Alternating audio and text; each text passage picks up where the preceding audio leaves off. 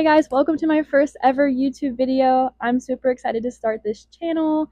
You might know me from TikTok. My username is AllieRose819. I started filming videos on there, spreading awareness about chronic illnesses. But I just wanted to come on here and introduce myself to you guys so that way you could get to know me. My name is Allie. I'm 21 years old. I'll be 22 next month. Next month in August. I have POTS, Graves' disease, and endometriosis. I just wanted to give you guys a little rundown about how I got diagnosed with all my conditions and what my symptoms first looked like. So I'm going to start in chronological order. The first chronic illness I got diagnosed with was endometriosis. So if you have endometriosis, it's pretty common. You know that periods are extremely painful and are debilitating, and it's hard not to notice the symptoms. So pretty much when I first started my period is when I first started having symptoms. And I talked to my doctor about it, and they were like, oh, you'll grow out of it. Like, it's really painful at first, anyways. Like, periods are painful. It was just normalized.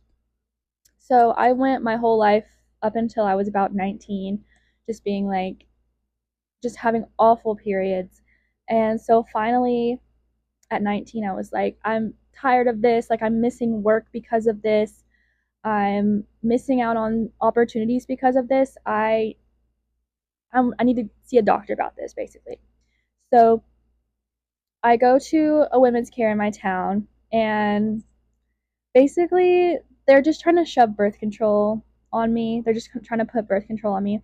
And I'm someone who I'm very against birth control just because my mom had some problems from birth control. She actually developed a blood clot because of it. So I was like, no, I don't really want to go on birth control. Like, if I have to, I will, but no, thank you. So they wound up putting me on progesterone only birth control for about 3 months, which did nothing for me, absolutely nothing. It actually, I think it made it worse a little bit.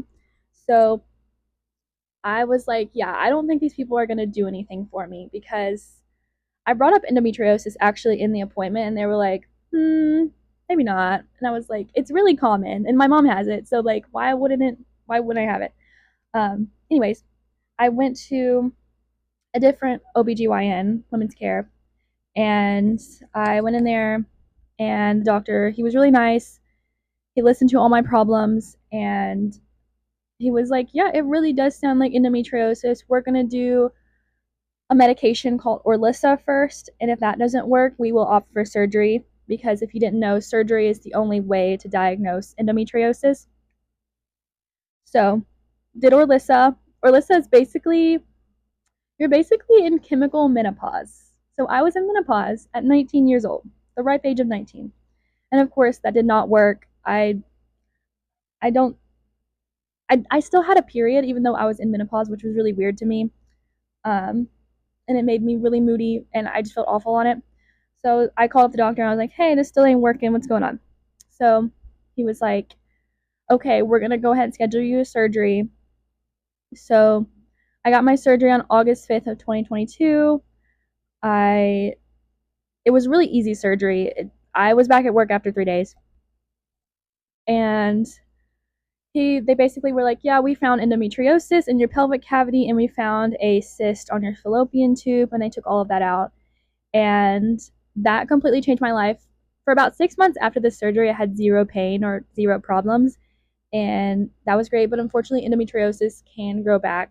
So I still have issues, not as bad as they were before, but I still have issues, and I'm working on them through diet and lifestyle changes, because I've tried everything else and nothing has worked. So that's my endometriosis story. Now, the second chronic illness I got diagnosed with was POTS.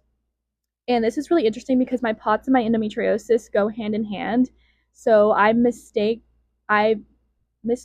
POTS for endometriosis. So I also would pass out on my periods, and I just thought that was normal because, of course, you're having horrible, extreme pain. Of course, you're going to pass out. But after I got my surgery for my endometriosis, I still passed out on my period, and I was like, this is weird. Like, why am I still passing out? So in about beginning of 2023, I had a lot of weird symptoms. Like, I was having migraines, I was fatigued, I just felt awful all the time.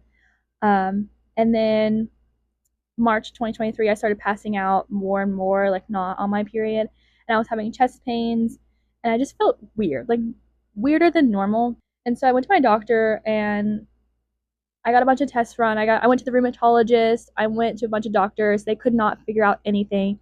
So finally, I talked to my PCP, and she was like, "Let's figure it out." And so she wrote down all my symptoms on a piece of paper, and she was like, "Okay, well, you're having chest pain, so we're gonna go ahead and send you to cardiology just in case." So I go to cardiology. The nurse is sitting there. She's taking my vitals and she's taking my heart rate. And she's like, "Your heart rate's so high. Like, what do you got going on?" I remember her saying, "What do you got going on with you?" And I was like, "Girl, I don't know. That's why I'm here. My heart rate's really high all the time." So the cardiologist came in and they had me like sit down and stand up, which, if you don't know, that's called the poor man's tilt table test. And they were like, "Yeah, you qualify for a POTS diagnosis. So we're going to have you do the tilt table test to see if you have POTS." You know what the tilt table test is? Awful experience. I will get into that in another video. So I got the tilt table test done. They were like, "Yep, you got POTS. Confirmed. You're diagnosed." And now I'm currently on a beta blocker for that. I'm on atenolol. Helping so far. I was on some other medications that were not so good. I will get into that in another video as well. So that's my POTS journey. And then my last chronic illness that I got diagnosed with was actually an autoimmune disease called Graves' disease. This is my most recent one. I recently got diagnosed with hyperthyroidism back in May, and it just escalated from there. I started having extremely high heart rates, just feeling awful. I started losing weight. I've been losing weight since about January, I think. I've lost over 20 pounds. I've been really irritable. Like, I just feel worse than I did just with POTS when my thyroid was at normal levels. So it's just a completely different set of symptoms that I'm experiencing. I actually had a really bad flare up a few weeks ago. My heart rate would not go under 130 laying down, and eventually it went up to 150 and 160. And so that night I was like, I need to go to the ER because something is wrong. So I go to the ER. I'm sitting down in the wheelchair. My heart rate is 165, and they're getting me in for an EKG. They're asking me a bunch of questions. I'm still awake. I'm not passing out, but I'm like, something's wrong. I feel awful. Then they get me in. They do a bunch of tests on me. They make sure I don't have SVT, which they gave me this medication, which was awful for about 4 seconds. I felt like I was going down a roller coaster. Like, basically what it did was reset your heart. I don't really know. I think it was called, I don't remember. It started with an A though. Then they were like, "You don't have SVT, you don't have any arrhythmias or anything, you just have an extremely high heart rate." They did some blood work on me as well, and they were like, "Yeah, your thyroid has actually, your T4 levels, which is your thyroid hormones, have actually doubled since May, like in a month." So they were like, "Yeah, your thyroid levels are just off the chart." I think my TSH was 0.005, and my T4 was like 4 something, if you know what that means. And actually, funny story, back in May, I was actually misdiagnosed with hypothyroidism, and they were getting ready to start me on medication that would give me more thyroid hormone. Luckily, I caught that. I had someone else on TikTok catch that for me. Thank you, Katie. Shout out. Um, that's fun. So luckily, we caught that before I got sicker. But currently, and then I went to a endocrinologist about a week ago, and he was like, "Yep, we're pretty sure it's Graves' disease." So they did some blood work. Blood work came back. I was positive for Graves. So now I am on methimazole, 30 milligrams once a day until for 3 months, and then they'll slowly um, taper it down. And I'm supposed to be feeling better in about 6 weeks, which the 6 week mark is on my birthday. So I'm so excited for that. So I'm really excited for this Graves' disease to be in remission. Hopefully that's going to come from me because the medication can put you in remission. I'm so excited for that, if that's going to happen for me, which so far the medication has been really tolerable for me, so I'm really grateful for that. So yeah, I'll keep you updated on all of that. So yeah, those are all of my diagnoses. I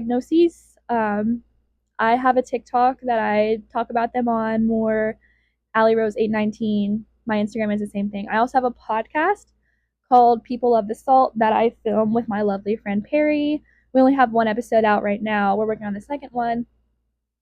It's on Apple Music, Spotify, Amazon Music too, I believe. And we're gonna try to make a YouTube channel for it. So yeah, I'm just here to spread awareness for my chronic illnesses and try to help people out and also help myself in the process. I also don't make any money, so I'm gonna try my best to monetize my platforms. Yeah, so give me a follow, comment what you think, and please like and subscribe.